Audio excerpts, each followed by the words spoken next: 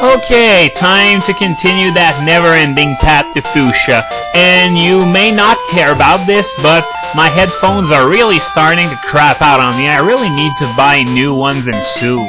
Yeah, you need to buy to teach TMs to your Pokemon. Do in-game trainers ever do that to begin with? You know, practice what you preach, things like that? Because I know there are a few instances of that aren't Elite Four trainers or Cyrus, for example, or whatever, and here I'm talking about both TMs, HMs, and move tutors. But this guy, did he teach his Pidgey something, a TM move, like, I don't know, the almighty Hyper Beam? And if there was a way to use, to put reverb on the sound in Movie Maker, I'd totally do that for Hyper Beam! Though in red, blue, and yellow it wasn't so bad, since you didn't need to recharge if you KO'd your opponent with Hyper Beam, which made Tauros into quite a force with the stabbed Hyper Beam off a very good attack and speed stats. And goddamn, those headphones are really starting to piss me off. I started having trouble when I fought Andy in my Ken's Labyrinth LP, but since then it's just gotten worse and worse with every video. And yeah, Pokemon can't ever forget HMs. Hooray for retconning! Thanks to the move deleter, which was a brilliant invention because it was really stupid to have a Pokemon permanently doomed to HM slave servitude if you could use it for something else. Well, either that or it can prevent really awful consequences to blatant stupidity, like I've heard of a guy who used his Kyogre as an HM slave with Surf, Waterfall, Dive, the whole shebang.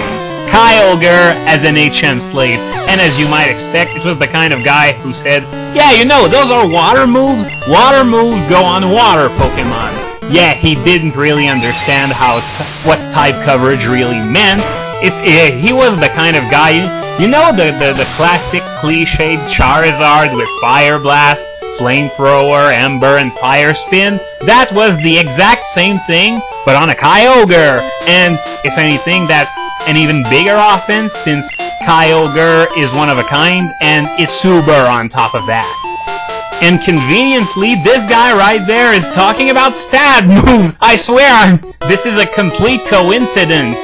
Though, of course, I don't think that guy really understands what it means to have only one move of a given type on a Pokemon. Well, there are exceptions like Overheat and Eruption, Overheat and Flamethrower, Dragon Pulse and Draco Meteor. Well, all those combos involve a 140 power move that drops special attack 2 stages, but other than that, yeah, only one move of a given type on a given Pokemon. But there was something else I wanted to talk about, and you know how I'm probably going to run out of space in my PC soon? Again? Well, I think I found a way to delay the inevitable, and that is that once I reach Fuchsia, what I'm gonna do, instead of heading to the Seafoam Islands, what I'm gonna do instead is I'm gonna fly back to Pallet Town.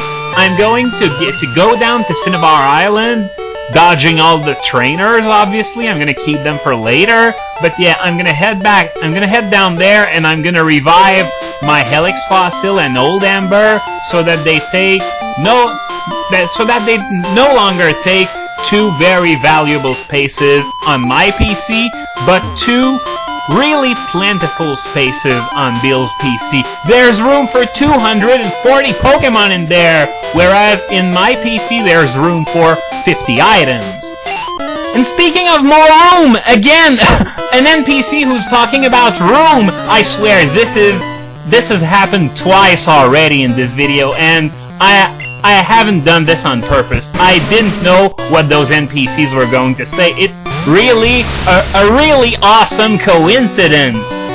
And speaking of the space that's available in Bill's PC, you remember when Diamond and Pearl came out, there were people who were unhappy of the space given to them to store Pokemon. They said there's 493 species, you can split some of the forms too, and you're getting over 500, and there's room for 540 Pokemon. So there's not enough room for one of every species, and all those eggs you want to hatch, shinies, everything.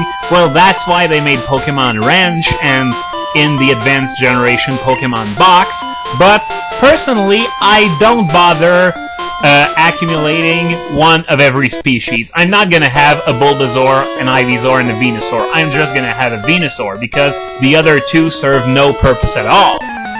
Yeah, have you heard of the legendary Pokemon? Could you be a little more vague, please? There are only like 30 of them. And Farfetch'd? He's talking about the legendary birds, presumably since he's a bird keeper. Though it would be funny if it were a Swerve and he'd be talking about Who or something, because, well, you know, Who appeared in the first episode of the anime. But seriously, he's interested in the legendary birds, yet his only Pokemon is the Alpha and Omega of shitty fucking birds!